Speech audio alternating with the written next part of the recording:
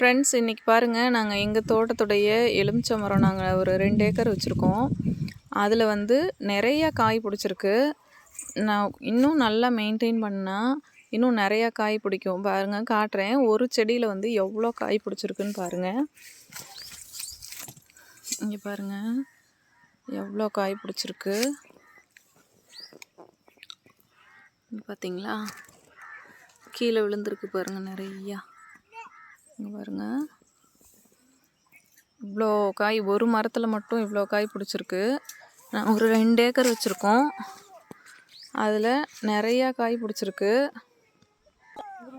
இங்கே பாருங்கள், இது எலுமிச்சம்பழம். இது இன்னும் வந்து நல்லா மெயின்டைன் பண்ணால் இன்னும் நிறையா காய் பிடிக்கும்.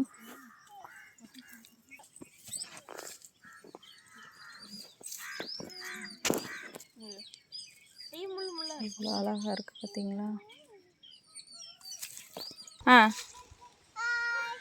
இங்கே பாருங்கள், இந்த மரத்தில் எவ்வளோ காய் இருக்குன்னு விழுந்திருக்கு.